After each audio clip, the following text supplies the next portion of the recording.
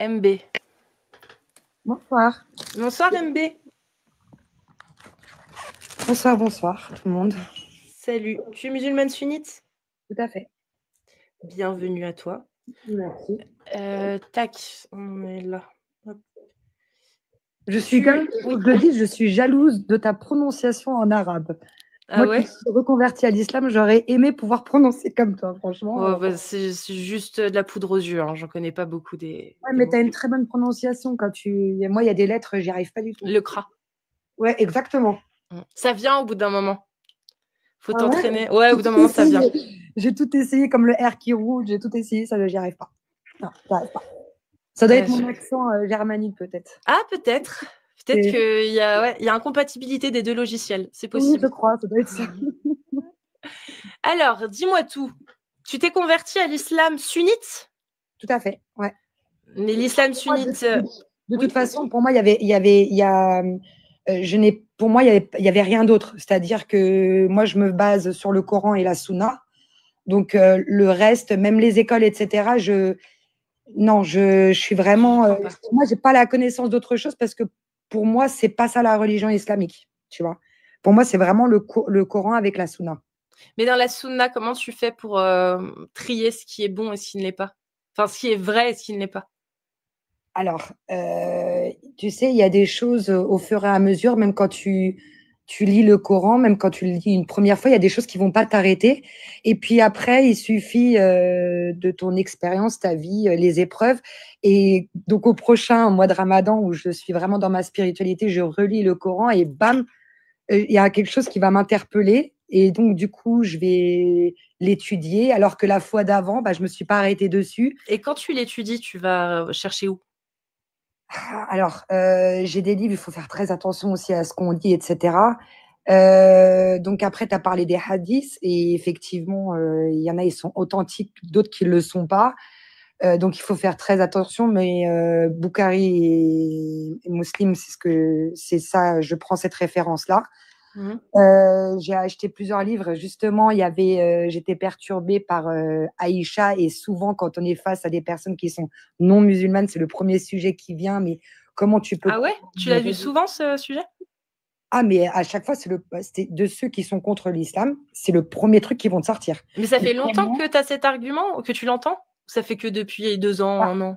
Ah non, non, non, depuis toujours. Depuis Moi, toujours? je me suis reconvertie à l'islam en 2013 et en fait, il y a un monsieur qui m'a dit, mais comment tu peux croire dans cette religion qui est une religion voilà. Oui, et j'ai donc, compris. du coup, et en fait, ça m'a tellement blessée parce qu'en plus, je n'avais pas d'argument et je ne connaissais pas l'histoire. Et donc, du coup, direct, je suis rentrée, je suis partie faire des recherches, j'ai regardé dans les livres, je me suis acheté le livre de Aïcha. Et en fait, c'est vrai qu'on oublie quelque chose, c'est déjà l'époque à laquelle est descendu le Coran, parce qu'il faut savoir que c'est pas un livre qui est descendu comme ça, c'est vraiment donc pendant la vie du prophète sallallahu alayhi wa sallam, les textes sont arrivés au compte-gouttes à chaque fois qu'il avait des expériences, qu'il traversait des épreuves, etc. C'est venu au fur et à mesure. Et il fallait remettre dans le contexte. Et en fait, j'ai lu le livre d'Aïcha. Il faut savoir qu'elle était déjà promise. Donc, ça prouve qu'à cette époque-là, c'était oui, c'est normal. C'était commun. C'était comme nous en Europe. Mais du coup, elle s'est mariée à quel âge, selon toi, alors, Aïcha? Alors, elle a été promise donc à 6 ans, donc elle s'est mariée à l'âge de 6 ans. Mais effectivement, ils ont consommé le mariage à partir de 9 ans. Alors, moi-même, je préfère préciser parce que après, je suis pas une érudite, je suis pas une experte. Mais en fait, je me suis posé des questions parce que 9 ans, moi j'ai une fille de 9 ans, je me dis waouh, c'est choquant quoi, parce que c'est ma fille, enfin tu vois ce que je veux dire. Et après, j'ai repensé à mes arrière-grands-parents parce que moi j'ai connu mes arrière-grands-parents. Moi, mon arrière-grand-mère, elle s'est mariée avec mon arrière-grand-père, elle avait 14 ans. Donc, même 14 ans, j'ai une fille qui aujourd'hui a presque 20 ans. Donc, 14 ans, je me dis waouh, je l'imagine pas non plus à 14 ans, mais c'était pas les mêmes époques. Et c'est vrai. Moi, je suis d'accord, ça. C'est vrai que les femmes, les enfants, tu vas regarder dans les pays aujourd'hui ce qu'on appelle sous-développés, une enfant de 9 ans là-bas et une enfant de 9 ans ici, ça n'a strictement rien à voir.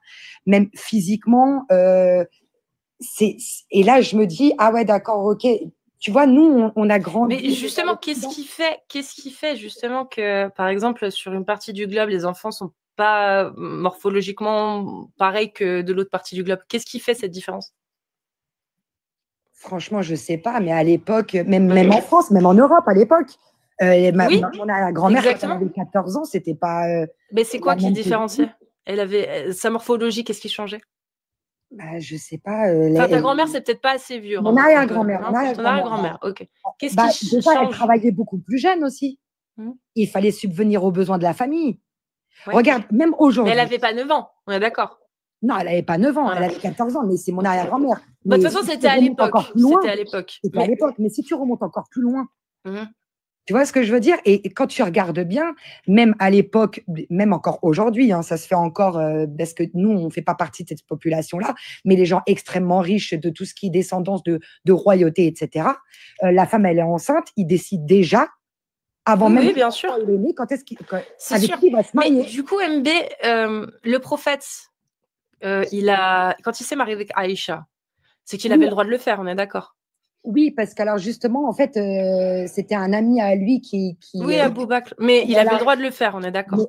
Voilà, en fait, donc c'est là que j'ai lu qu'elle était déjà mais avec un homme qui n'était pas aussi bon. Est-ce que tu as un verset, par exemple, du Coran où il est dit que effectivement, c'est licite?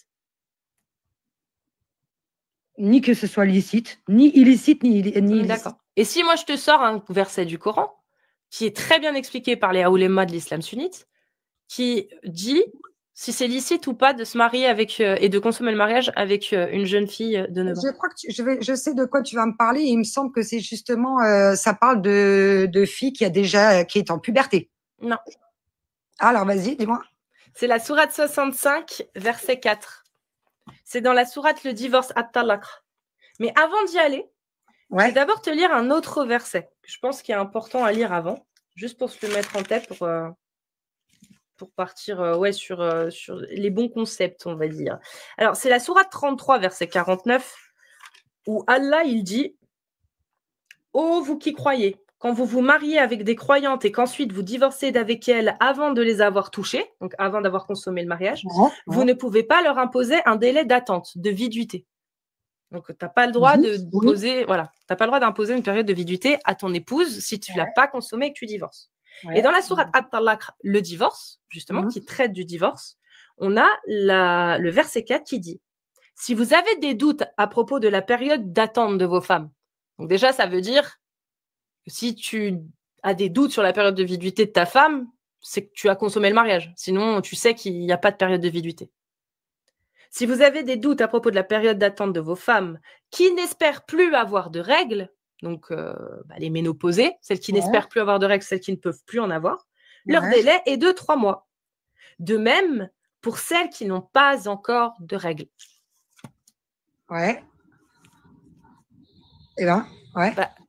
C'est lesquelles, ceux qui n'ont pas encore de règles?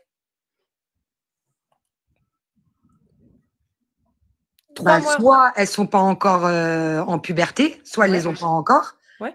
Mais ça.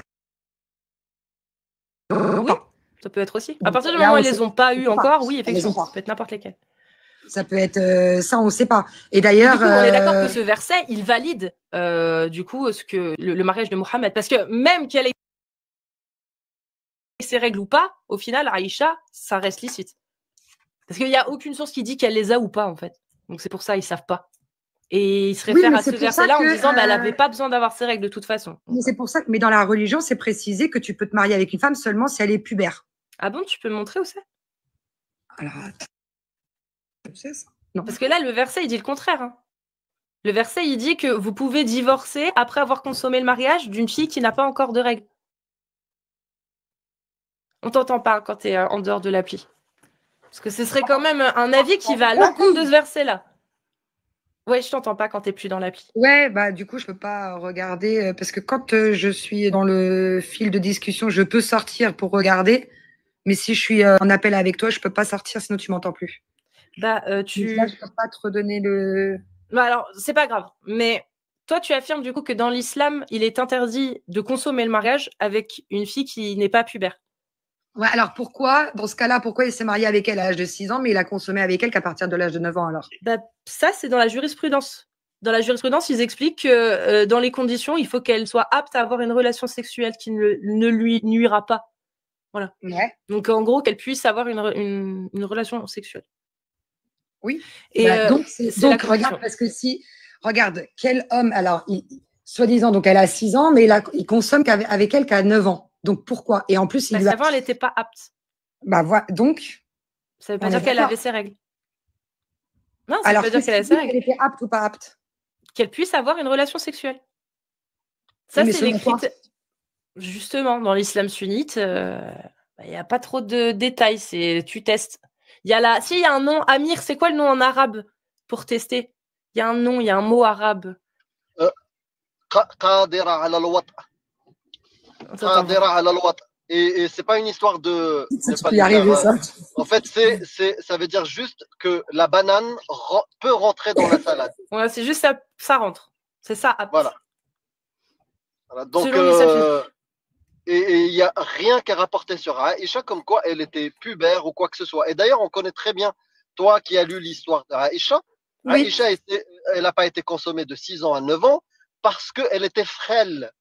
Elle était trop menue. Ouais. Et du coup, elle a été remise à 9 ans parce que sa mère l'a nourrie bil qitsa, c'est-à-dire avec des concombres et des dattes. Pour voilà, la rendre un peu plus en chair. Mais tu es d'accord, Amir, que elle était déjà promise à un autre? Oui, ça prouve que les mœurs de l'époque, ils acceptaient la pédocriminalité. Voilà, comme on enterrait aussi les petites filles vivantes à l'époque. Ça, c'est un récit qui est minoritaire. Même islamiquement, c'est une tribu qui faisait ça, dont faisait partie Omar. Mais ça, se faisait même en Europe et regarde. Si on enterrait toutes les filles à la naissance, je pense que l'humanité serait extincte. Alors pourquoi les chiffres ils ont changé? Parce que justement de base. Alors non, mais on lui concède. Au pire, on te le concède. L'islam a interdit ça. C'était horrible et l'islam interdit ça. Mais à quel moment l'islam a interdit le mariage des enfants du coup? Sachant qu'il y a Aïcha qui avait 6 ans au moment du mariage et 9 ans au moment de la consommation. Et que dans le Coran, Allah nous donne la marche à suivre quand on divorce d'une femme qu'on a consommée et qu'elle n'a pas encore de règles. C'est-à-dire une impubère. Là, je ne peux pas sortir pour vérifier, pour te donner le texte, mais pour moi, c'est à partir du moment où elle est pubère. Bah, donne le texte, tu sais quoi, sors et reviens. Ça contredit le problème, le Coran. C'est juste ça. Bah, attends, et je vais regarder comme il a dit. Vas-y, on t'attend. Vas-y. Et on aimerait bien en fait le livre, la source, comme ça. Non, il n'y a pas de problème. Bah oui, bien sûr. Sinon, moi, je te le dis direct. Si j'ai pas, j'ai pas. Hein. Allez. Okay, bah, je sais, je l'ai vu, j'ai compris. Merci beaucoup. T'es où là? Parce qu'on t'entend mal. J'arrête de parler parce que je suis au volant. Donc, Ah oui, bah d'accord, oui, bah. Moi, je voulais. Et tu sais que tout à l'heure, je suis partie chercher à boire et en fait, j'ai pas pris à boire. Je suis allée faire pipi et je suis revenue sans ma boisson. Du coup, là, j'ai la papille. D'ailleurs, il y avait Lauremlo qui devait venir, mais il vient pas. Donc, non, je peux pas prendre de pause quand il y a personne, c'est relou. Il y avait Aposta Kafir qui était dans le chat. Aposta Kafir, t'es encore là? Je le vois pas là, en tout cas, non. Je l'ai pas vu. Mais tranquille, hein, tranquille. Au pire, je ferai 10 secondes de pause. Enfin, 10 secondes, 1 minute 10 plus. Il faut le roue de secours. Ah, c'est pas gentil, ça. C'est moi le roue de secours. Mais vas-y. C'est maintenant. Ah, vas-y alors.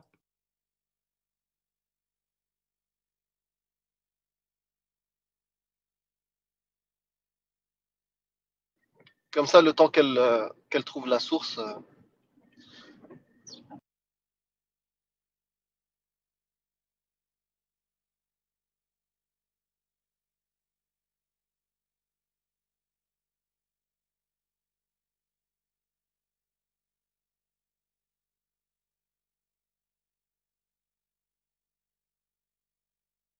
MRC, Caro.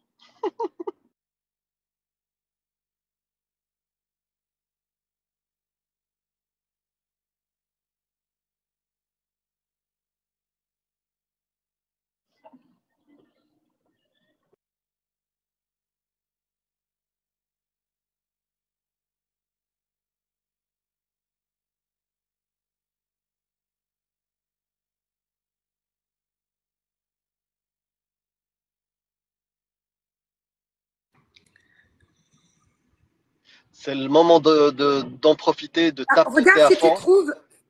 Regarde si tu trouves. MB, juste un instant. Ouais, MB, juste un instant. Il y a Cassius qui est parti prendre à boire et elle revient. Ok. Alors, je t'ai envoyé des liens. Regarde tes messages. Et moi, j'évite de parler parce que j'ai pas le droit de parler. Oui, je t'en prie, je t'en prie. Palestine, merci, mais je ne sais pas comment on fait. Bah, tu peux donner en attendant, c'est quoi ta source, le livre, la référence, le savant? Alors, justement, là, parce que comme je suis limitée sur mon téléphone, c'est un peu, tu vois, laborieux. J'ai trouvé Anna. Attends, je ne sais même pas prononcer. Attends 2 secondes. An-Nawawi? Oui. An-Nawawi dit on ne peut pas marier une femme si elle n'est pas pubère? En fait, c'est exactement parce que justement par rapport à ce que Cassius m'a lu. Donc, en fait, il faut qu'il y ait, si soit le mieux, c'est de marier en fait ton enfant quand il est à partir du moment où il est pubère, et c'est pour ça que Aïcha, donc c'était à partir de 9 ans parce qu'elle était pubère, mais que avant ça, si il y a un intérêt pour elle, c'est mieux de la marier si elle n'est pas encore pubère que d'attendre qu'elle soit pubère. Donc, en fait, c'est un intérêt. Donc, ça contredit. Ouais, en fait, c'est pas illicite. C'est pas illicite. Donc, c'est licite, exactement. Donc, c'est licite. Bah, ça m'étonnait parce que tu m'as dit Nawawi. Nawawi, on le connaît. On sort justement son texte qui valide le fait de se marier et de consommer une petite qui n'a pas encore eu ses règles. Donc, Nawawi, il est d'accord avec Allah. Ouais, enfin, mais pas de consommer. C'est pas ce qu'il y a écrit, si? Ah si, bien sûr. Attends, je relis. Attends 2 secondes. Attends, je reviens. Attends, je finis de dire. Attends, ouais. Je reviens. Pour info, Cassius, elle a sorti la parole de Nawawi. Et on sait très bien que Nawawi, il valide la parole d'Allah. Il a dit, il n'est pas recommandé de la marier tant qu'elle est encore vierge et pas pubère. C'est ça? Tu peux regarder, toi, tu peux regarder en même temps. Est-ce que tu peux reprendre le truc de. Tu peux répéter, Amir, s'il te plaît? Oui, tu peux le lire, Nawawi? Je ne l'ai pas, Nawawi, là. Il faut que je le cherche. Je viens d'arriver. D'accord. Mais non, mais Nawawi, il reprend ce que dit l'imam Malik, l'imam Ahmad, l'imam des 4 écoles, des 4 grands madhab. Et il dit fait, il faut qu'il y ait un intérêt. Il dit, non, vraiment pas. Dans le Al-Nawawi, il dit, à partir du moment où le père décide de marier sa fille, il doit attendre. Le père et le grand-père. Ouais, le père ou le grand-père. Il doit attendre qu'elle soit apte à avoir une relation sexuelle qui ne lui nuira pas. C'est tout ce qu'il dit. Qu'elle soit apte à avoir une relation sexuelle. Ouais, il y avait écrit un peu plus de choses, mais peut-être que toi, peut-être que de ton côté, tu peux trouver. Moi, c'est dommage, je peux pas lire en même temps que je suis sur le truc. L'imam Malik. On m'a dit de regarder dans mes messages que quelqu'un m'a envoyé quelque chose. Palestine a écrit résolution N112. Moi, je suis désolée, mais je ne suis pas sur TikTok. Non, mais Palestine, il peut monter lui et ramener ses sources. Nous, on parle avec les gens avec leurs sources. Et nous, on te dit une chose. Les quatre madahib, les 4 écoles de l'islam sunnite sont unanimes. Zawaj al-saghira thabit, c'est-à-dire le mariage des petites qui n'ont pas encore eu de règles, et halal. Les 4 écoles. Alors après, tu sais, je me mets dans la tête, par exemple. Et il y a juste un dernier mot avant de couper. Ouais. Il y a une règle de fiqh, de jurisprudence islamique qui te dit, même si tu trouves un savant qui va à l'encontre de la parole d'Allah et son prophète, ra'yuhu shad, c'est-à-dire son avis est divergent, est déviant, est isolé et n'est pas à prendre en compte. L'avis majoritaire prédomine. Voilà, c'était pour conclure. Merci beaucoup. Merci Amir. Moi, déjà, je suis en France. Mon enfant, je pourrais pas le marier. Mais après, si demain on aurait grandi dans un pays sous-développé, pauvre, et que tu sais que un tel, toi, tu peux pas manger, tu peux pas. Non, mais d'accord. Mais ça, je te suis. Si c'est dans son intérêt. Mais c'est pas ce qu'Allah a dit. Là, il n'a pas dit en cas de nécessité absolue. Il a dit c'est juste une autorisation. Quand Abou Bakr il a donné à Aïcha, il n'y avait pas de nécessité. Hein. Quand Az-Zubayr il a donné à marier aussi sa fille au berceau, mariée, hein, pas l'écart. il n'y avait pas non plus de nécessité. C'est une autorisation. En fait, moi, j'ai tellement un esprit, je suis pas tordue et du coup, tu sais, j'ai même remarqué, rien qu'avec mon ex-mari, on lisait un texte, il le lisait d'une manière, enfin, il le lisait, moi je le lisais, on comprenait pas du tout la même chose. Ça dépend aussi de comment l'être humain, il est tordu, il faut faire très attention comment on interprète les choses. D'accord, tu comprends ce que je veux dire? MB, c'est simple. Est-ce que pour toi, un mec de 50 ans, 60 ans, 70 ans, 40 ans, qui couche avec une petite gamine de 9 ans, est-ce que ça, c'est un exemple pour toute l'humanité? La question est simple. Tu sais, moi, je viens d'un pays sous-développé. La pauvre, elle aurait été. La pauvre, il faut. Encore une fois, on en revient à cette époque-là. La pauvre, non, pas cette elle époque. aurait été avec un homme du même âge, mais avec un homme mauvais. Là, elle a MB, avec le prophète sallallahu alayhi wa sallam, il l'a éduqué. Non, il a tout donné. La question n'est pas là. La question n'est pas là. Moi, je viens d'un pays sous-développé. Et je ne veux pas que les petites filles soient pédestrées avec une banane à 9 ans. Parce que je sais ce que la science nous dit à tous les humains, même des pays sous-développés, en Afrique, en Asie ou ce que tu veux, on est tous fabriqués pareil. Les petites filles, tu leur mets une banane dans leur salade, tu peux les tuer. Mais bien sûr, je le sais. Bien sûr, de toute façon, on est bien placé, on est en France, on en entend parler tous les jours de la pédophilie. Exactement. Donc MB, on en a des cas. Hein. Je te répète la question. Est-ce que ce comportement-là est un comportement à suivre jusqu'à la fin des temps? Celui où un homme adulte, 30, 40, 50, 60 ans, pénètre une petite fille de 9 ans. Est-ce que ça, c'est un exemple pour toute l'humanité?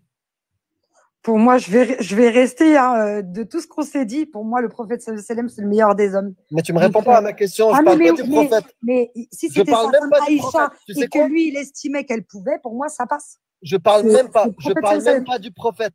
Je parle de mon voisin qui s'appelle Jean-Louis. Jean-Louis, reste à ta place, Jean-Louis, voilà. Mange ta banane. Hein. Voilà, Jean-Louis, est-ce que c'est un modèle à suivre quand il pédestre une petite de 9 ans? Jean-Louis, sûrement pas. D'accord. Qu'est-ce qui diffère? Pourquoi, quand c'est le prophète, alhamdoulilah, c'est bien, et quand c'est Jean-Louis, non, c'est pas bien, c'est criminel, il faut l'emprisonner. Parce que le prophète sallallahu alayhi wa sallam, c'était le meilleur des hommes. Allahu asghar, merci beaucoup. Moi, j'ai répondu avec honnêteté de ce que je pense. Hein. Mais est-ce que le meilleur des hommes, selon toi, peut avoir des esclaves? Posséder des gens. Oui, parce que le prophète sallallahu alayhi wa sallam, justement, encore une fois, on en revient à cette époque-là où ils avaient tous des... Ça, je te suis. Oui, mais c'est pas la question finale. La vraie question, c'est est-ce que maintenant, le meilleur exemple à suivre, qui peut avoir des esclaves, est-ce que ça reste un exemple à suivre s'il couche avec son esclave sans la marier et qu'il a un gosse avec? Le prophète sallallahu alayhi wa sallam, oui. Parce que encore une fois, lui, il demandait à ce que les esclaves soient affranchis. Enfin, ça n'a. D'accord, il demandait à ce que les esclaves soient affranchis, mais il avait des esclaves.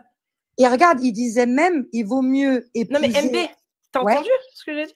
De quoi? Il poussait les gens à libérer leurs esclaves, c'est ce que tu me dis. Mais lui, il avait des esclaves. Pourquoi il les a pas libérés?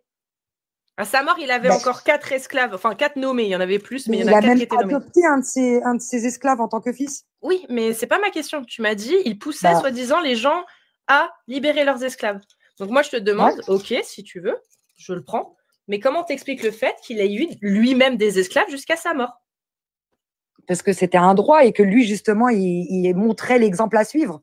Alors, l'exemple, c'est d'avoir des esclaves, puisqu'il en avait jusqu'à sa mort. En fait, il faut que tu te dises que, encore, je réponds à la question, je ne détourne pas. Hein, mais, tu vois, c'est comme toi. Nous, on a des sacs à main. Ça nous paraît normal. À cette époque-là, leurs esclaves, c'était comme leurs sacs à main et ils les traitaient mal, etc.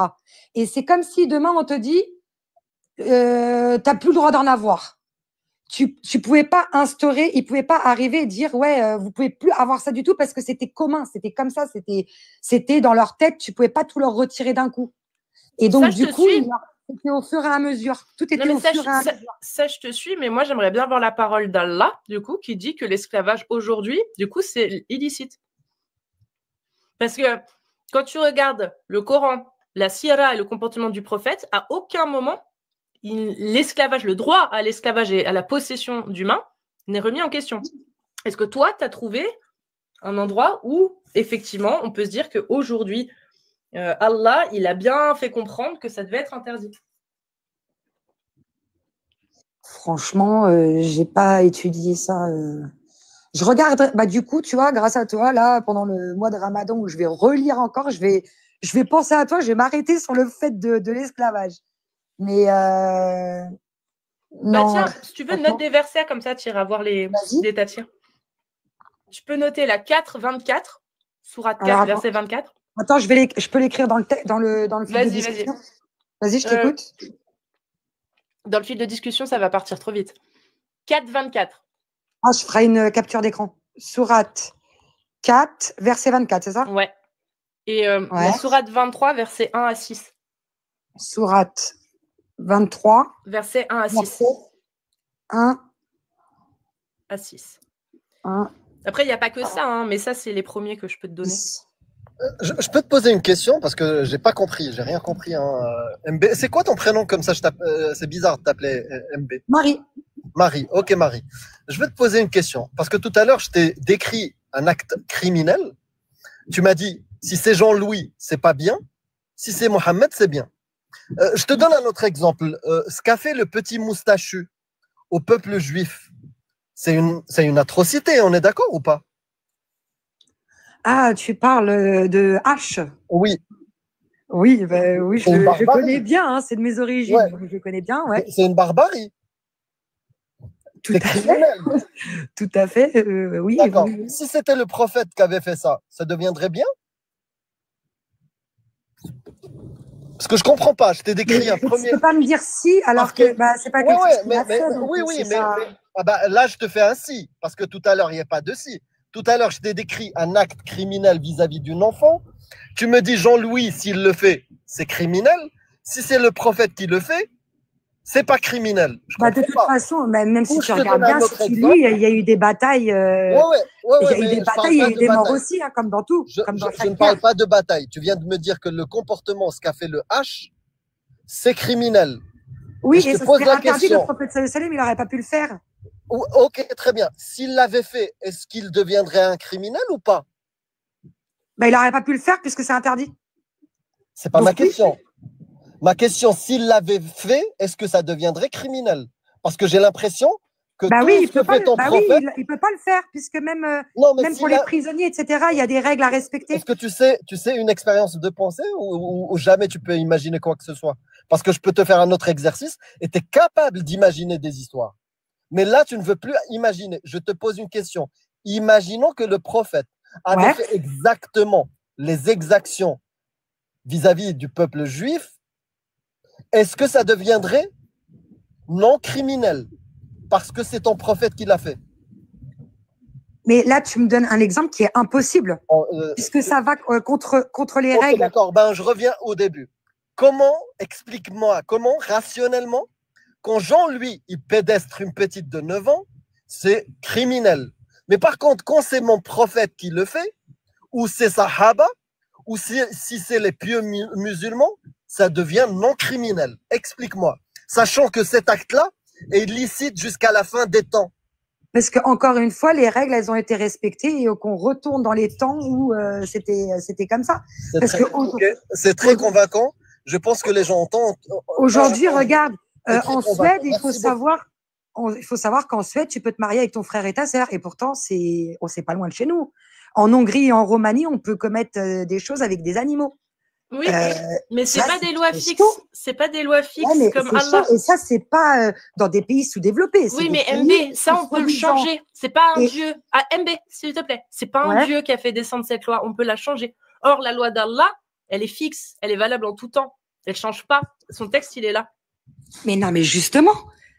Parce que, regarde, on veut faire croire que l'islam est mauvais, alors que justement, c'est les droits de la femme, etc., dans cette époque-là, c'est grâce à l'islam qu'ils sont sortis. D'accord. Est-ce que tu aimerais continuer de vivre en France, mais avec uniquement les droits que t'impose l'islam, que te donne l'islam? C'est-à-dire que tu renonces à oui, tous parce que tes moi, droits j'aimerais partir de la France. Mais donc, tu es prête à renoncer à tous tes droits que la France te donne et ne prendre que les droits que Allah te donne ou pas? Oui. D'accord. Oui, donc, du coup, tu arrêtes de voter, tu arrêtes de sortir toute seule. Je ne vote pas. Parfait, bah, très bien. Tu arrêtes de sortir toute seule. Parfait, même pour aller faire tes courses. Hein. Ah, parfait, bah, c'est ton mahram, c'est très bien. Voilà, exact. Tu seras sous l'autorité de ton mari, quoi qu'il arrive. Il pourra avoir 4 épouses. Voilà. Avec mon autorisation, si c'est précisé dans l'acte, et pour une raison légitime, parce que la polygamie, c'est pareil. Est-ce que tu l'as Attends, tu es mariée avec quelqu'un là? Non. Non, bah alors prévois bien dans le contrat avant de te marier, parce que si tu l'as pas notifié dans le contrat, c'est mort. Mais tu sais, après, mais moi aujourd'hui, carrément, regarde. Non, MB.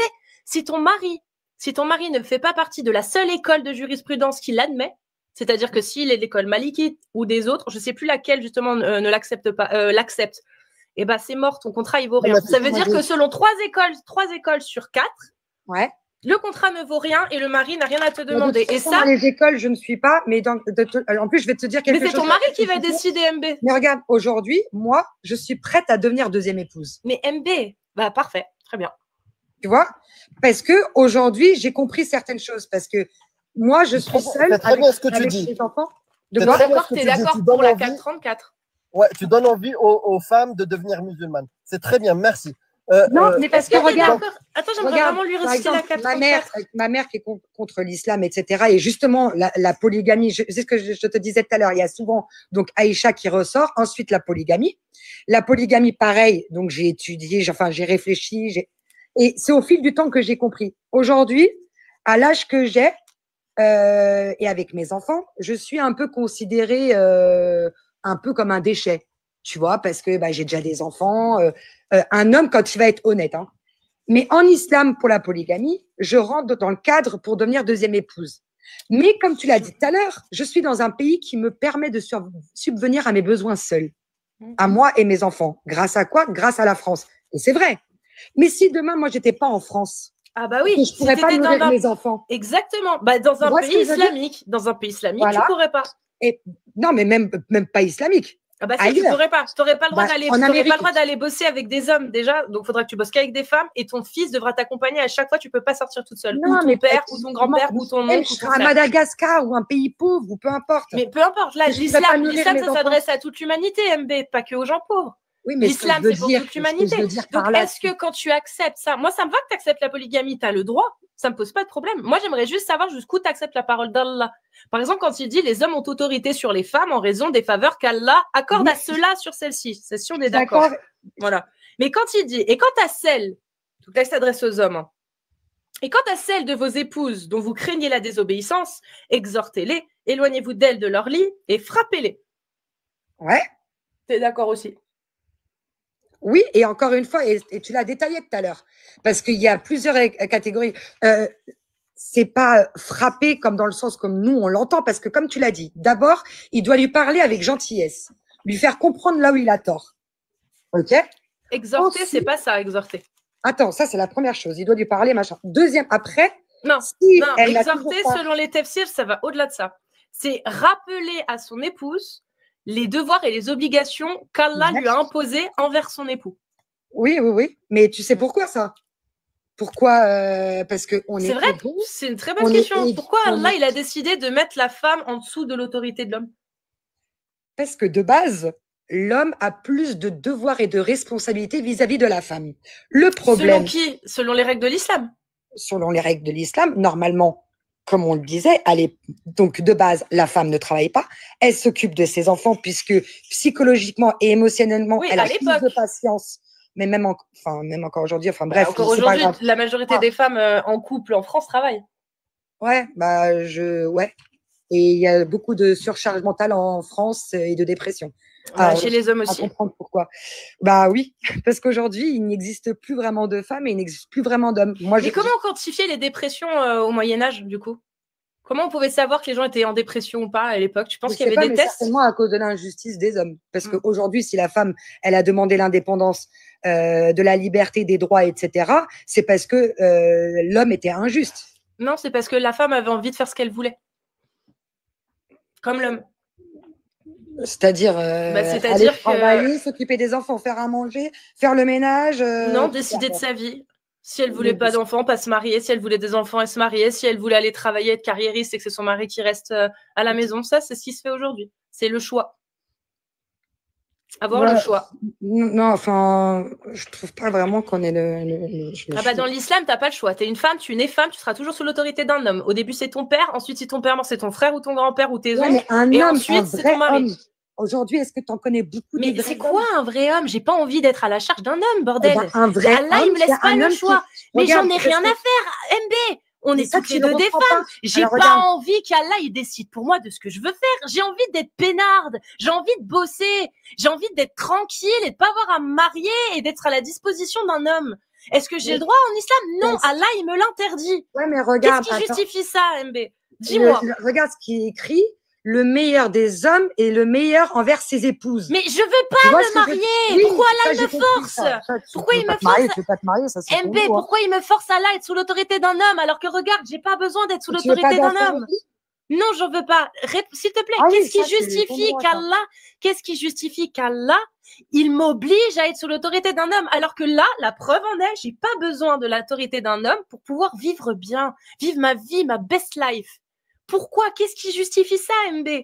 Mais parce que toi, c'est ton choix à toi. Mais Allah me laisse pas le choix. Non, Allah, il me laisse pas le choix. Si demain je décide de croire en lui, que je crois en lui, je suis obligée de respecter ce qu'il dit. Sinon, je ne le satisferai pas. Je risquerais d'aller en enfer. Il y a plus de libre arbitre quand tu crois en Allah, que tu sais ce qui t'emmène en enfer et au paradis. C'est fini. Quand tu fais du bien ou quand tu fais du mal, c'est par rapport au hasanat que tu vas gagner ou que tu vas perdre, parce que tu rouves d'aller en enfer. Donc quand tu vas faire du bien, tu te dis ça me donne des hasanat.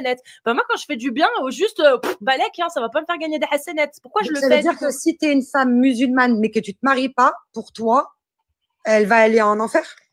Si elle respecte pas l'autorité de son père et des hommes qui l'entourent, oui, bien sûr. Non, mais si elle se marie pas, si elle ne trouve pas, parce que c'est pas parce que si elle refuse l'autorité, écoute ce que j'ai dit, si elle refuse avec ça l'autorité de son père et de ses maram, qui ne sont pas ses maris, du coup son mari, oui, elle ira en enfer parce qu'elle se soumet pas à la volonté d'Allah. À partir de ce moment-là, si tu suis pas la parole d'Allah et qu'en plus de ça, tu contredis l'avis général qui dit que la femme n'a pas le droit de sortir non accompagnée, par exemple pour voyager, etc. Et encore, dans le fiqh malikite, c'est même plus que ça. Elle est obligée d'être voilée de la tête aux pieds. Elle n'a pas le choix. Donc, une femme qui a fait le choix de ne pas être sous l'autorité d'un homme dans l'islam et qui en plus ne se voile pas, elle va en enfer, ouais. Ça, alors, sinon, il faut m'expliquer comment elle va faire pour acheter ses hasanat. Moi, je suis voilée, donc. Le voile, c'est une obligation. Ne pas respecter une obligation d'Allah, comme ne pas bouffer, comme manger du porc, boire de l'alcool, je doute que Allah il soit très clément, alors que c'était très clair. Des choses qui n'étaient pas claires, ok, Allah c'est mieux. Mais Allah, il dit ce qu'il fait aux gens qui ne respectent pas. Un châtiment terrible les attendra. Bah, moi, avant, j'étais pas voilée, c'est petit à petit. Et là, maintenant, je suis voilée. Donc, alhamdoulilah, mais bon. Après, moi, je suis plus... pour moi, c'est une religion de paix. Après, tu vois, regarde, je suis dans un pays... je suis en France, c'est pas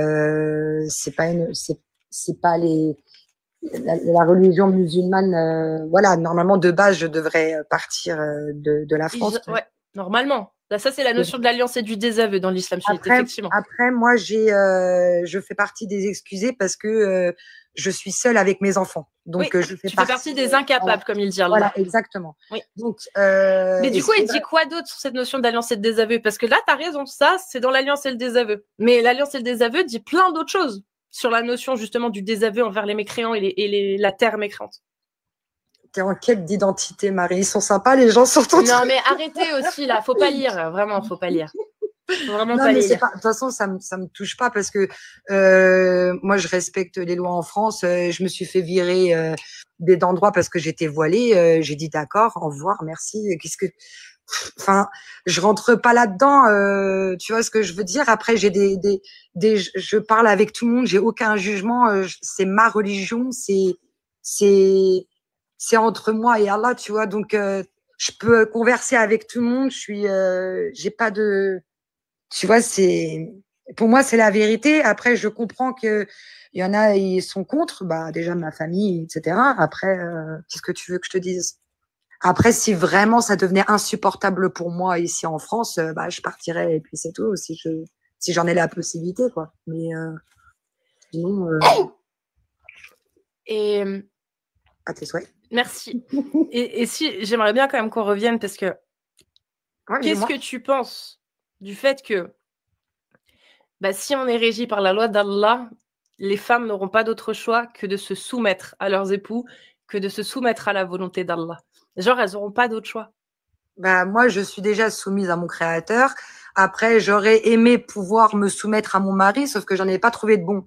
Oui, mais ça, c'est ton choix. Mais qu'est-ce que tu fais de toutes ces femmes qui, elles, ne veulent pas se soumettre, en fait? Elles n'ont pas le choix. Sinon, bah, elles ne respectent pas la loi d'Allah. Bah, si elles sont musulmanes ou pas musulmanes? Bah, dans un État qui applique la charia, il n'y a pas de place pour les athées. Donc, c'est musulmane ou juive ou chrétienne. Mais là, on parle de la loi d'Allah, donc ça s'applique surtout aux musulmanes. Franchement, tu vois, il y a des pays où il y a la charia, mais d'un côté, j'ai regardé des reportages, des fois, ça n'a pas de sens non plus. Alors, et comme encore une fois, c'est parce que c'est les êtres humains. T'as vu quoi qui n'avait pas de sens? Bah, quand je vois en Afghanistan, donc il y a la charia, il me semble. Ouais. Et, pas entière, mais il y en a une bonne partie, oui. Ouais, mais c'est extrême.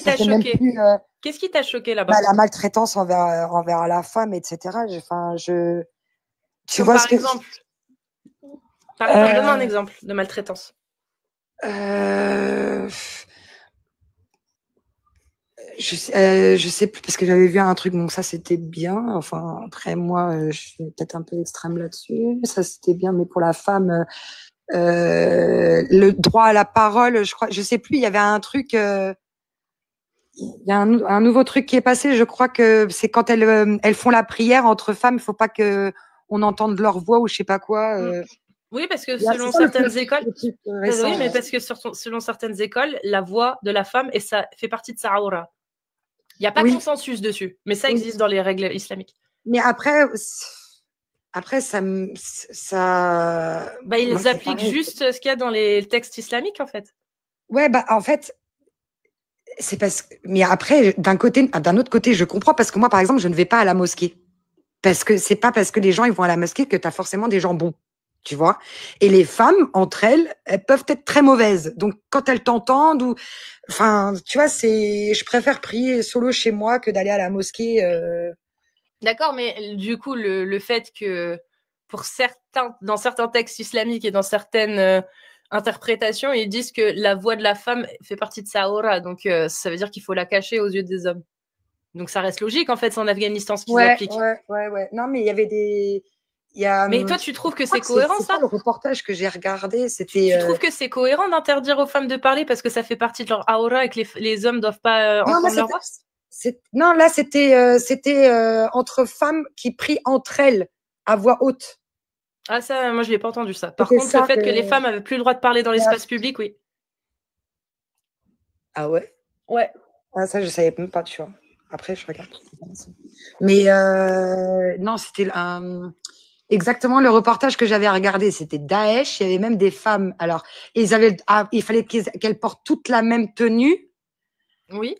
Mais ça, c'est dans les textes islamiques, ça. Hein.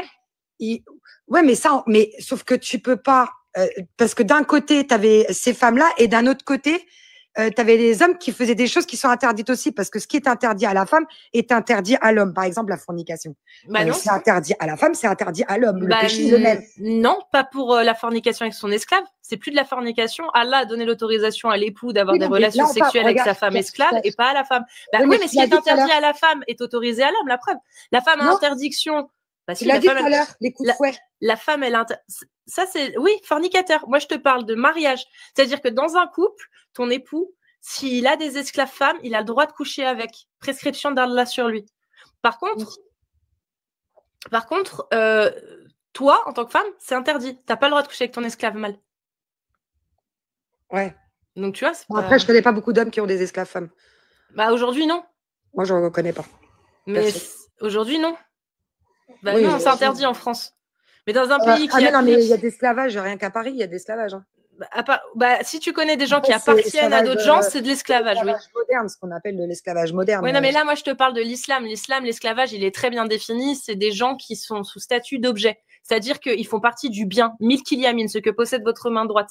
Ce que vous possédez. Pas C-E-U-X, ce que vous possédez. Et les humains font partie du Milkil yamin. Oui, non, mais à Paris, tu regardes sur les reportages parce qu'on a une. C'est pas bien, il faut le dénoncer. On est d'accord, c'est pas bien. Oui, justement, je regardais le reportage. Mais Allah, lui, il l'autorise. Lui, on fait comment? Non, c'est pas du tout le même esclavage.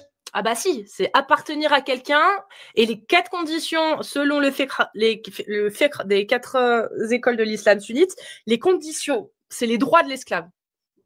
Que son maître le loge, le nourrisse, le vêtisse et qui ne lui donne pas de charge trop importante qu'il ne pourrait exécuter. Ça, c'est les 4 droits les seuls droits de l'esclave. Le reste, il a plus de droits. Il est, comment on dit, devant la loi, quand c'est plus, comment on s'appelle? Incapable, voilà. Incapable devant la loi, c'est le terme juridique. L'esclave, il a que ces droits-là. Sauf si son maître lui en donne d'autres, par exemple, le charge d'une mission pour une vente ou pour un truc, tu vois, où là, il acquiert des droits supplémentaires parce qu'il devient représentant des intérêts de son maître. Voilà, c'est les conditions. Mais sinon, c'est les seuls droits. C'est-à-dire qu'une femme esclave, selon Allah, elle ne peut pas se refuser à son maître parce que ses droits, tant qu'il les respecte, elle doit se soumettre. Ouais. Une femme qui possède des esclaves, elle n'a pas le droit de coucher avec ses esclaves mâles.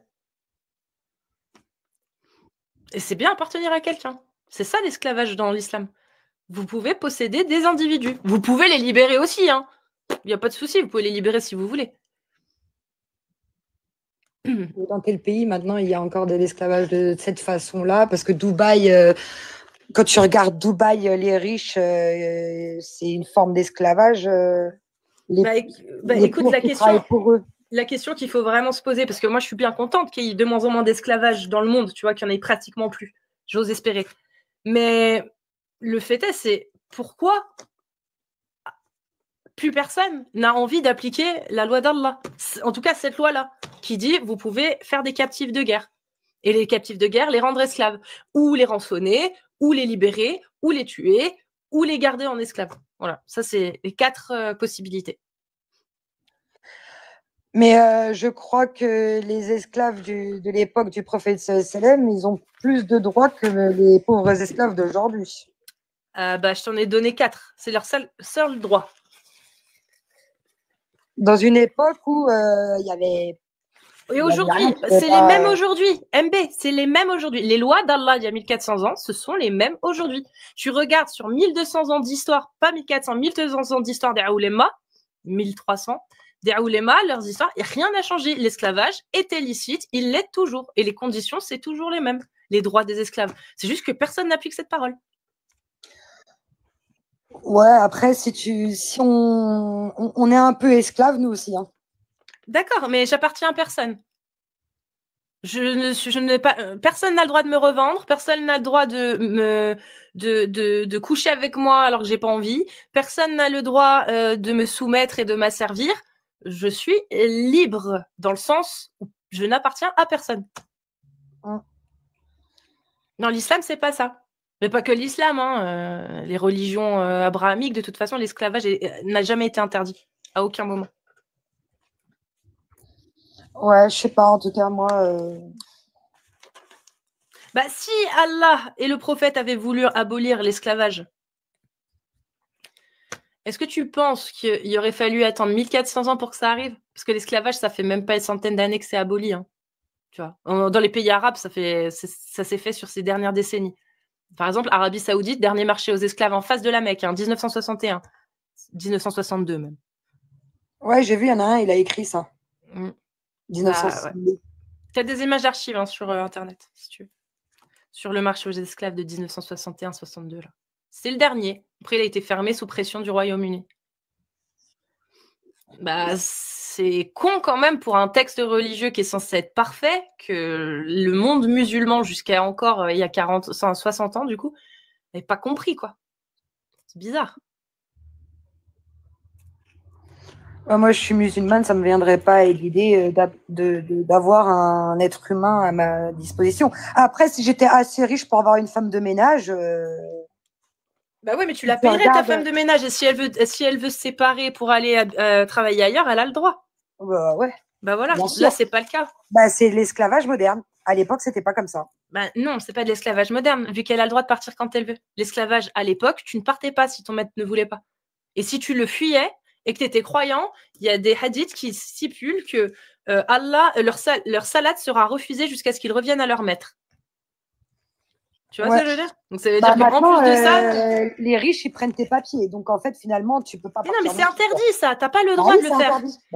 Bah oui, mais dans l'islam c'est pas interdit d'avoir des esclaves. Ouais, mais Donc toi, tu vois, ce qui te révolte, et moi aussi, hein, quand tu dis qu'effectivement, quand ils font venir des gens de l'Est ou des pays asiatiques ou des pays africains et qu'ils prennent leur passeport et qu'ils les gardent en esclavage, ça me révolte. Et faut lutter contre.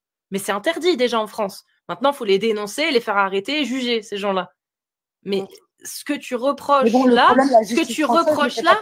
ouais, mais ce que tu reproches là, ça peut se changer. Ce que tu reproches là, le problème, c'est que Allah, il autorise en pire. Allah, il autorise de posséder des gens. Une fois que tu les as achetés, c'est bon, c'est licite, tu les possèdes. Mais en fait, après, nous, on a été élevés dans l'Occident, donc il y a même, par exemple, des punitions dans la charia pour nous qui pourraient être extrêmes, etc. Mais en entendant, dans ces pays-là, c'est là où il y a moins de vols, de viols, etc. Alors que chez nous, c'est là où il y a le plus de récidivistes. On est quand même dans un pays où le mec, il va faire 10 viols et puis la 11e, il va la tuer. Tu vois ce que je veux dire? D'accord, MB, mais tu préfères vivre dans une société où tu as des libertés ou une société où tes libertés sont restreintes pour avoir un peu plus de sécurité, sachant que si tu as la sécurité, c'est parce que les gens rouffent en fait de se faire exécuter concrètement, ou de se faire couper une main, ou de finir en tôle pendant toute leur vie, etc. C'est un petit peu la crainte, non? C'est un peu gouverné par la crainte. Parce que je veux bien te croire hein, que quand tu as une loi qui dit que si tu forniques, tu te fais fouetter de 100 coups de fouet sur la place publique, je veux bien croire qu'il y ait il y ait de moins en moins de gens qui aient envie de forniquer. Ça, je veux bien le croire. Hein. Mais...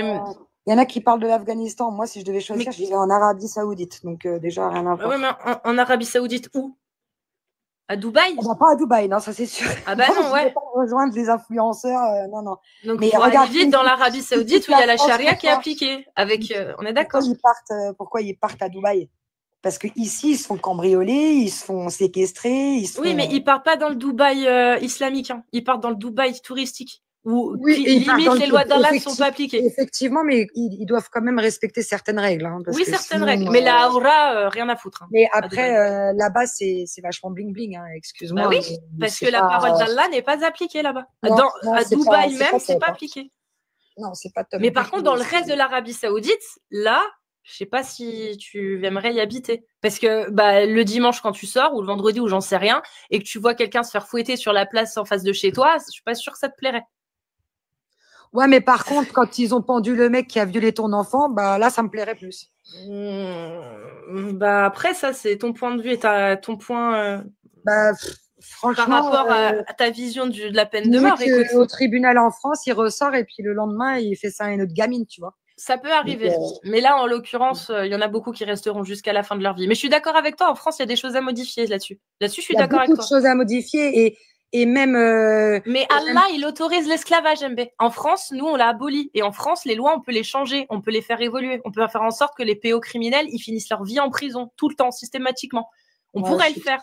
Alors que la loi d'Allah, tu peux pas aller à l'encontre. C'est-à-dire que la loi d'Allah, quand tu habites dans un pays qui applique la loi d'Allah à 100%, ce qui n'existe pas, hein, sauf dans l'État islamique, les États qui se revendiquent comme étant État islamique. Il n'y en a pas 50 000. Il y a Daesh, Boko Haram, qui n'ont aucun État. Mais regarde, encore une fois, il y a beaucoup d'âmes injustes.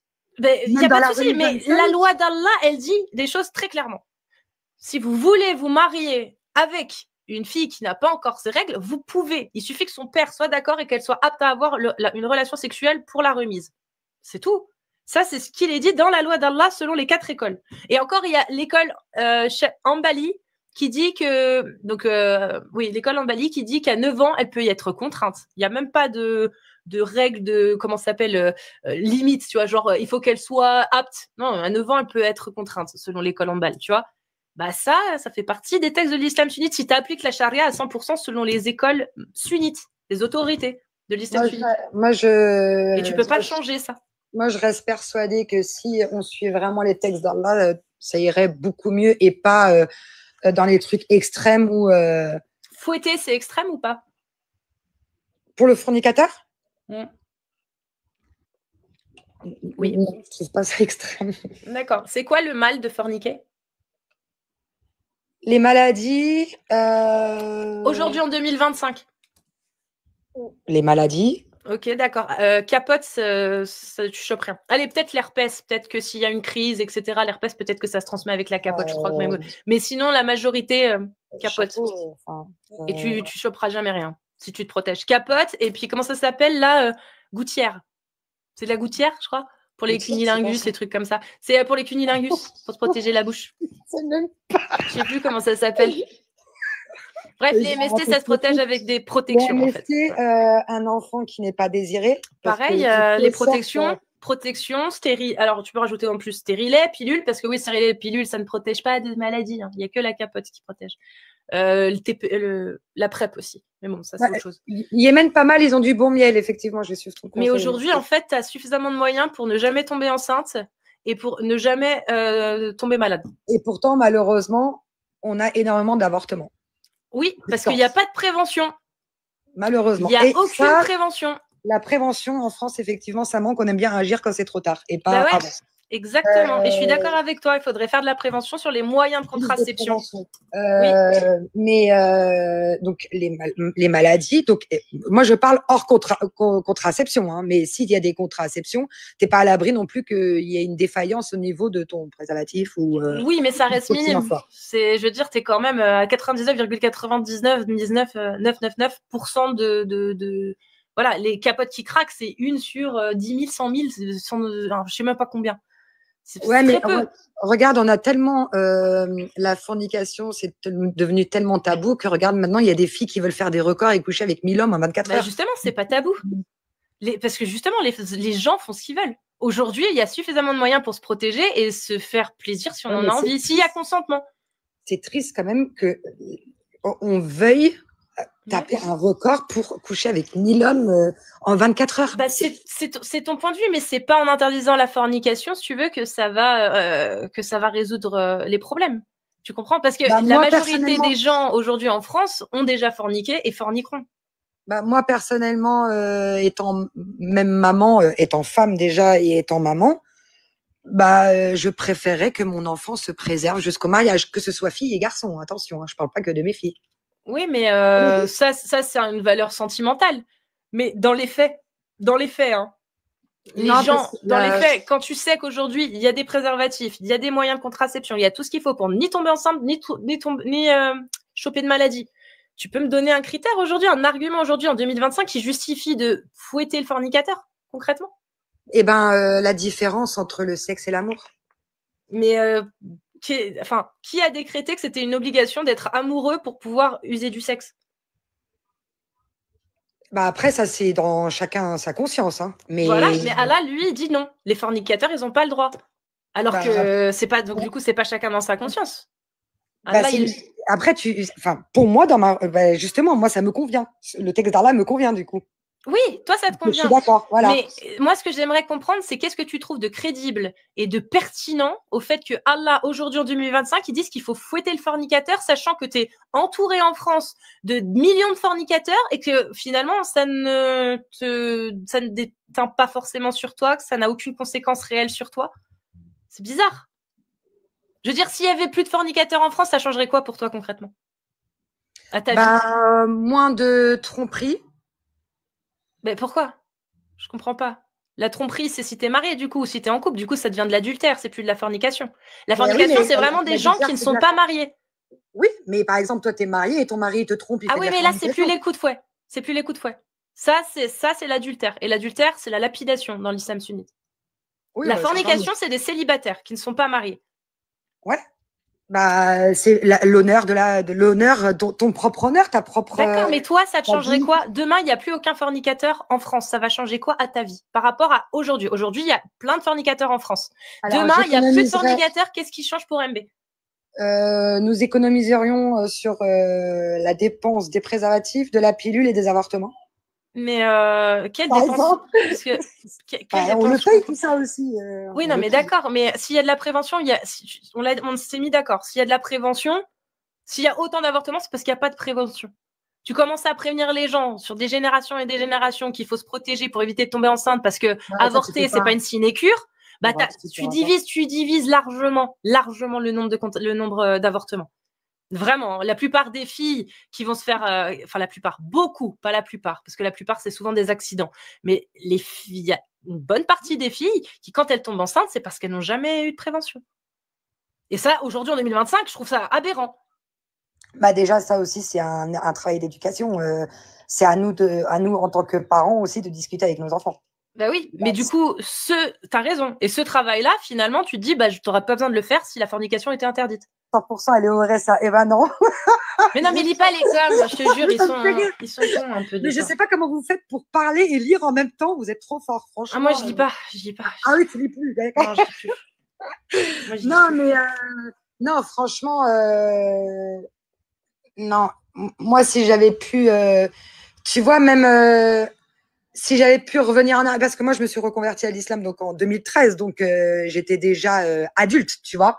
J'aurais aimé avoir cette connaissance avant et me préserver et ne pas parce que la fornication aussi, ça mène à certains traumatismes, à des erreurs.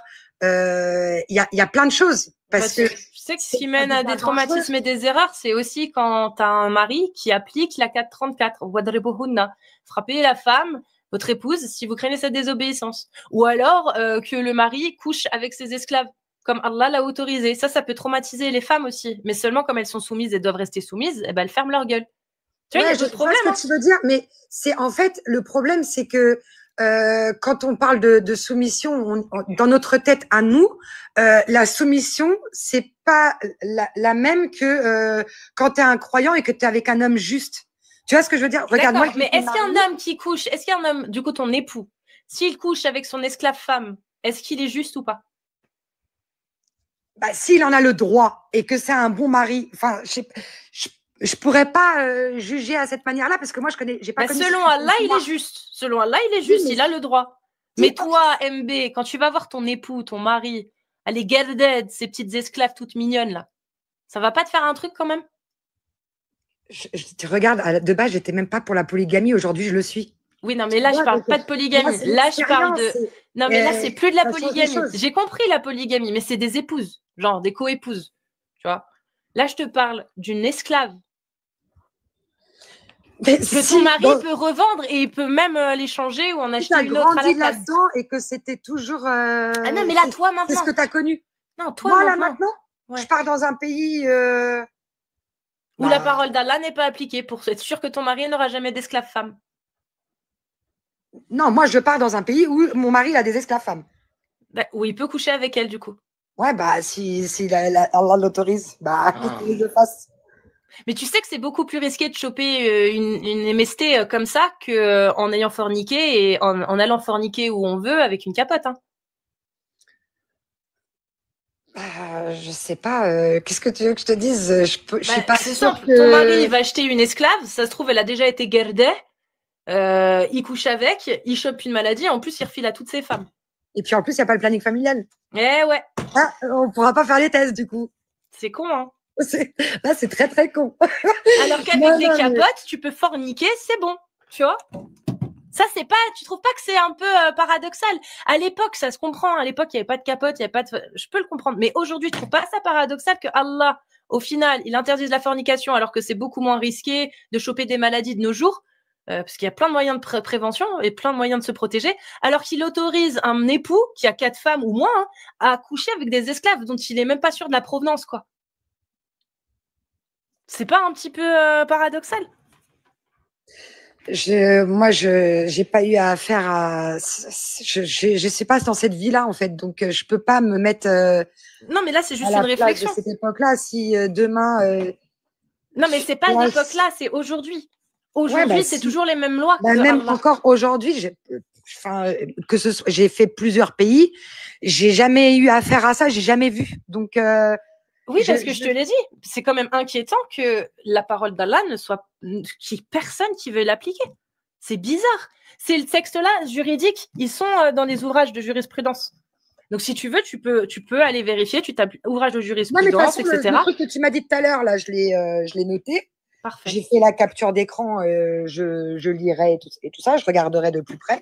Mais tu sais, moi, l'islam, c'est vraiment pour moi, pour ma part, pour mon cœur, c'est la religion de la vérité et c'est tu vois, comme quand on dit oui, dans ta religion, il faut tuer le mécréant. Non, je suis pas, tu vois, pour moi, c'est pas du tout ça. Tu tues un être humain, tu tues toute une humanité.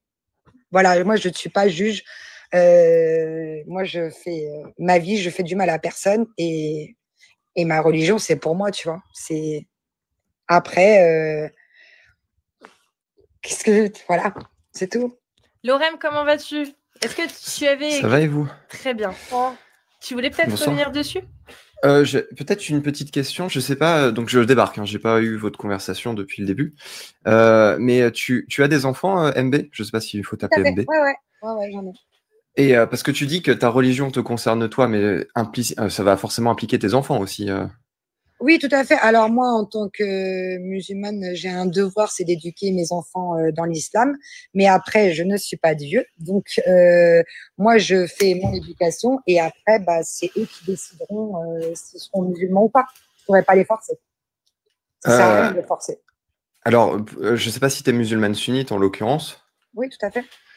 Parce que si, il va falloir que tu les éduques effectivement dans l'islam. Ils pourront pas non plus quitter l'islam parce que dans l'islam sunnite, a priori vous l'avez lu, hein, le hadith, comme quoi il faut pragmatiser les gens qui quittent l'islam sunnite. Mais ça veut dire que ils seront circoncis aussi, tes enfants? Tout à fait. Et ça, tu trouves pas, par exemple, que c'est une atteinte à leurs droits parce que ça veut dire que tu leur fais un acte chirurgical qu'ils n'ont pas consenti et qu'ils vont le garder à vie alors qu'ils auraient peut-être pas voulu? Moi, ça s'est fait très tard, donc ils ont décidé d'eux-mêmes.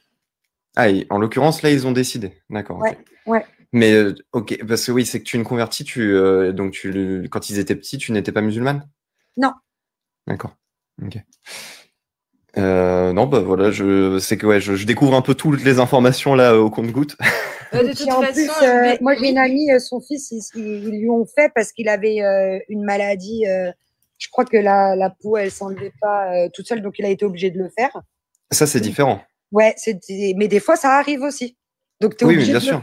Donc, quand il y en a qui disent que c'est un acte barbare, ça arrive que des fois, on soit obligé de le faire, même si on n'a pas envie et que ce soit pas religieux, quoi. Oui, mais là, c'est différent. C'est qu'il y a un acte médical parce que c'est mieux pour sa santé que de le faire et que c'est avéré. Mais de le faire sans raison, ça, c'est un acte barbare.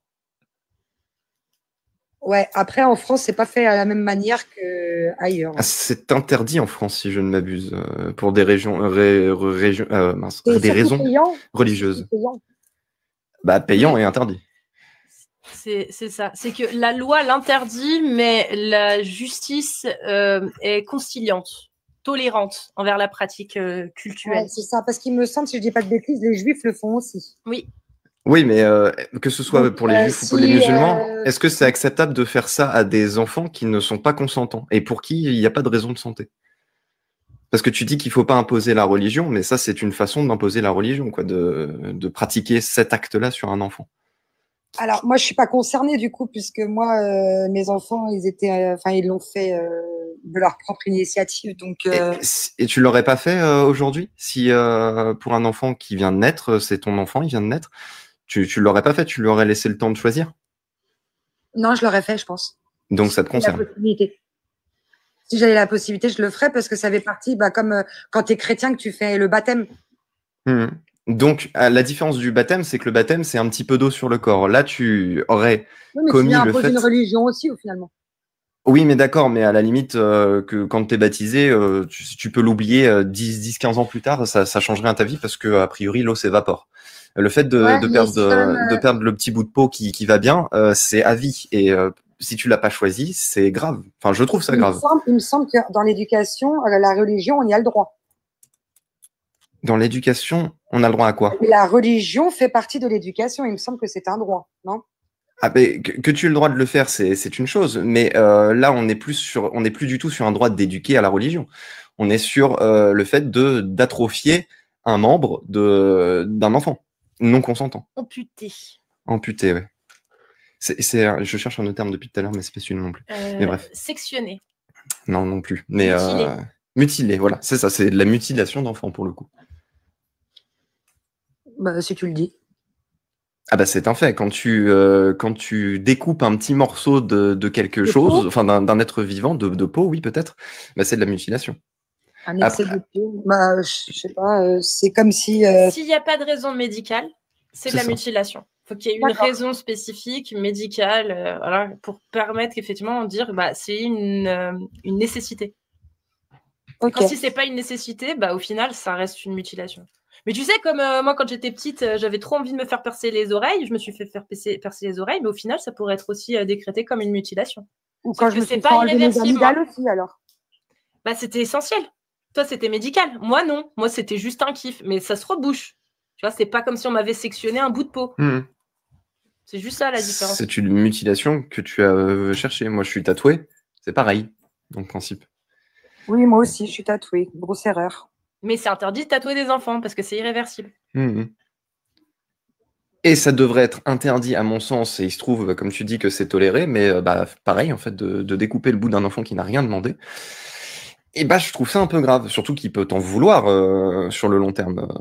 Il y a des cas d'après ça. En France, s'il l'interdisait complètement, étant donné avec les juifs, je pense qu'ils auraient des problèmes. Ouais, mais c'est en fait, aujourd'hui en France, par exemple, un enfant qui grandit, qui ne se sent pas religieux et à qui on a coupé le bout, il peut porter plainte contre le médecin et ses parents. Parce que c'est interdit à la base. C'est juste que c'est toléré parce que cultuel et qu'ils laissent faire. Mais le jour où il y aura des plaintes, ils feront peut-être appliquer la loi. Ouais, et puis en plus, maintenant, l'enfant peut porter plainte contre ses parents pour tout et n'importe quoi. Et maintenant, là, c'est pas n'importe quoi, là. C'est de la mutilation infantile, c'est quand même ça. Mais maintenant, ils veulent qu'on rééduque. Alors, c'est pareil, tu vois, on parlait de prévention tout à l'heure, de machin, de trucs. Encore une fois, maintenant, ils s'étonnent que les enfants fassent de plus en plus de conneries, mais derrière, on n'avait pas le droit d'éduquer ses enfants non plus. Donc, tu vois, et là, maintenant, ils nous redemandent d'éduquer nos enfants, sinon on paye à leur place. Enfin, c'est très compliqué. Parce que c'est pas une bêtise, tu trouves, de la part d'un parent que de mutiler un enfant qui n'a rien demandé. Dans le principe. Parce que tu dis que les enfants font des conneries, je sais pas si c'est un mot banni par TikTok. Mais je sais pas, parce que scientifiquement, il a été prouvé que la circoncision bien faite, il faut pas en enlever trop. Parce que ça aussi, il faut faire attention, parce qu'il y en a qui enlèvent trop. Oui, parce que... C'est vraiment juste le petit bout qui dépasse, là, le petit bout de peau, vraiment l'excédent de peau. Mais elles disent quoi, les études, alors? Bah, que c'était plus propre, qu'il y avait moins de bactéries. Plus propre que quoi? Que quand c'était pas coupé. Parce que le fait de la peau, si tu te nettoies mal, etc., c'est un nid à bactéries. Tu viens de... Parfait. Tu viens de donner la réponse. C'est-à-dire que si tu te nettoies bien, c'est bon. C'est résolu. Donc, pourquoi résoudre... Attends, mais justement, pourquoi résoudre un problème en enlevant, en mutilant, alors qu'au final, il suffit juste d'éduquer ces petits garçons à bien se laver le zizi. Et ça fera le même effet. Seulement, perte de sensibilité en moins. Parce que le bout est encore là, les nerfs sont encore là, la muqueuse est encore là, parce que protégée par le bout de peau. Donc, tout est plus sensible. Et il suffit juste de faire apprendre aux gamins à bien se laver le zizi. Ça peut résoudre le problème que tu as dit, les bactéries, etc. Malheureusement, tu ne feras pas l'hygiène des gens. Bah si, c'est ton enfant. Donc toi, au lieu de s'occuper de son hygiène et de vraiment te mettre à fond dedans, tu préfères lui couper le bout, comme ça règle un problème. Et puis, si on est dans cette logique-là, tu peux d'ores et déjà te raser la tête entièrement parce que ça sera plus simple que de choper des poux, par exemple. Vaut mieux que tu le rases ton enfant tout le temps. En plus, c'est moins impactant que de lui couper le bout. Tu peux le raser en entier tout le temps. Je mets de la lavande, c'est tout aussi bien. Tu mets de la lavande? Ouais. D'accord. Vous connaissez pas? Non. Par contre, je connaissais l'urine de chameau. Ah oui. Je connaissais l'urine de chameau. L'urine l'urine de chameau, c'est très très bon pour... Non, alors je sais pas si c'est sur les chevaux, je crois que ça a d'autres vertus, je sais plus quelles sont exactement toutes les... Parce que là, oui, sur les cheveux, oui. Non, ça se boit. Ça se boit, l'urine de chameau. Ça a pas mal de vertus importantes. En réalité, c'est l'urine de chamelle mélangée à son lait. Il faut mettre un peu de lait quand même. C'est le conseil du prophète, ça. Moi, je sais que si tu manges de la viande de chameau, tu dois refaire tes ablutions. Ça, je sais. Mais et j'avais entendu quelque chose avec l'urine de chamelle, effectivement, mais pas de chameau. C'est ça, c'est l'urine de chamelle. La guérison de quelque chose, je crois, je sais plus. Le prophète dit que ça a des bienfaits, justement. Et le lait de chamelle aussi. Mélangé à l'urine, à son urine. Ouais, mais ça, c'est pour des maladies, je crois. Ouais, mais l'OMS, justement, ils disent l'inverse. Ils disent qu'il faut arrêter de boire de l'urine de chamelle parce qu'il y a trop de problèmes liés à ça. Non, mais c'est le prophète qui l'a dit, donc non, il n'y a pas de problème. Tu te rends compte quand même qu'il y a l'OMS qui a fait des courriers, tu sais, comment ça s'appelle? Comment ça s'appelle, genre des... une annonce. Un truc officiel pour dire aux pays, justement, dans lesquels il y avait ce genre de coutume, d'arrêter parce que ça provoquait des maladies d'un certain nom, je me souviens plus. Mais ils étaient obligés. Une circulaire, merci. Ok. Une circulaire, donc, exactement. Une circulaire pour surtout ne pas suivre les conseils du prophète. Les conseils du prophète, c'est ça. Ils sont quand même gonflés, l'OMS. Faut dire une chose pareille. Il y a l'huile de Nigel aussi, le prophète Salem, il l'a conseillé. Alors, hormis pour la peau et les cheveux, ça ne sert pas à grand-chose. Mais MB, si tu as un dernier mot à dire, parce que ça fait déjà plus d'1 heure que tu es là, peut-être. C'est énorme. C'est énorme. Non, ça a été un plaisir d'échanger avec vous. Et de même. Au moins, tu étais dans le respect. Donc, ça, c'est top. Sache que nous sommes un miroir. C'est-à-dire que si on a quelqu'un de respectueux en face, alors on sera respectueux. Si on a quelqu'un qui nous prend pour des cons, alors là, c'est mort. Non, il faut toujours être respectueux, effectivement. Et voilà. Et puis, je regarderai ce que tu m'as dit. Je lirai ça. Avec plaisir. Tu repasses quand tu veux, MB. Ça marche. Bon courage à vous. Merci. Bonne soirée, MB. À la prochaine. Bonne soirée. Ciao. Prends soin de toi. Merci. Ciao. Comment vas-tu, Lorem? Écoute, ça va. Elle était très gentille, MB. Oui.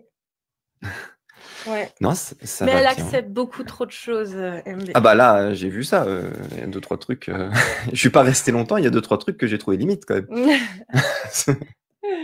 Il y a quelqu'un qui te parle sur YouTube. Loremlo, alors des nouvelles de l'étude concernant les personnes qui ont envie de vomir quand on récite le Coran? Happy Collapse, merci à toi.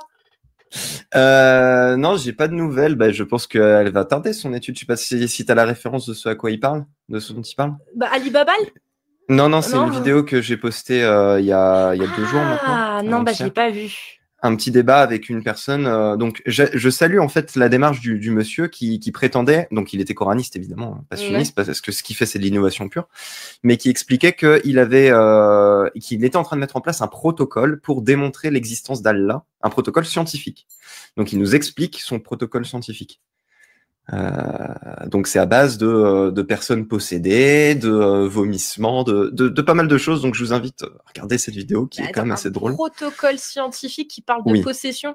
J'ai pas compris. En gros, alors pour résumer son protocole, il se trouve qu'il est statisticien, informaticien, statisticien. Je me souviens plus de son background, mais c'est un petit peu ça l'idée.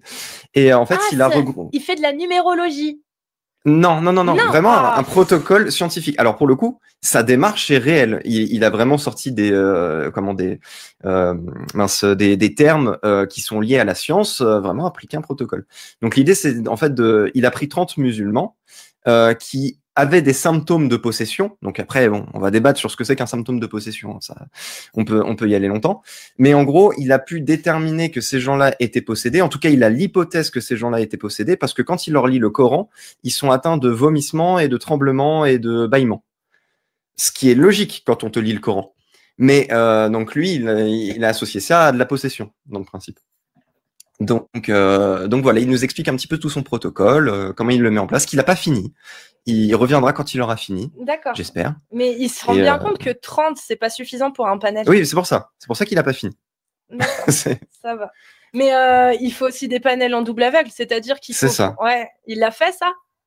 Non, on lui a expliqué, hein, tu verras, tu pourras voir dans la vidéo, on lui explique tout ça, on lui explique qu'il faut pas du coup prendre que des musulmans non plus, il faut prendre du coup des athées pour voir s'ils ont les mêmes réactions. Et puis il faut que ce soit quelqu'un d'autre qui le fasse du coup. Oui, bien sûr. En fait, oui, il n'y avait pas toute la rigueur, je te l'accorde.